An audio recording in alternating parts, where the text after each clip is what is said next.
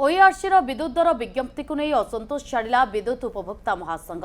OERC विद्युत दर वृद्धि करनी किंतु शोषणर धारा एबे भी अब्याहत थिबा कहिसेंती उपभोक्ता महासंघ सभापति पंचानन कानूनगो। पंजाब सह देशर अन्य किछि राज्य रे दाम कमिछि। एकाधिक राज्य रे चाषी को एवं साधारण लोकों को रिहाती दिया जाउछि, हेले आम राज्य रे सब नाही।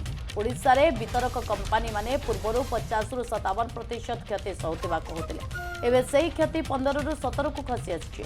सब कंपानी माने लाभ उठाउछंती, प्रतिवर्ष लाभांश सरकार को देउछंती। ए सब सत्वे साधारण लोक शोषणर शिकार हेउछंती।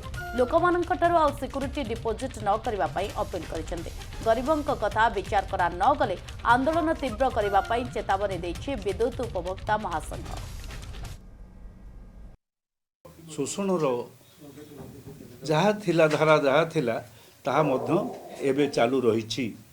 एबे पुराना बिल की एवं ए मास पर एप्रिल मास लागू हम।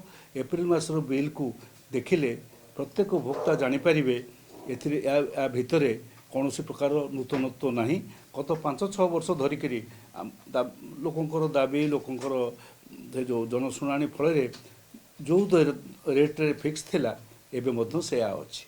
ए राज्य रे जो वितरक कंपानी माने आसुचंती से माने आगुरु कहूथिले आमर क्षति घटुची 41%, 57%, 45% क्षति घटुची। एणु आमे कौन सब बंद करूँ ताहा उपभोक्ता उपर चापी दौले। वर्तमान लक्ष्य करवा जे यह 15-17% को कमी आसी। सबू कंपानी माने लाभ उठाउछंती, जो माने ग्रिडको पर्यंत समस्ते लाभ उठाउछंती एवं प्रतिवर्ष डिविडेंड बा लाभांश सरकार को दौरान। दुर्भाग्यर कथा लाभ होउची, सरकार लाभ पाउछंती, ता सत्वे उपभोक्ता बा साधारण जनता एवं शोषणर शिकार हो रही।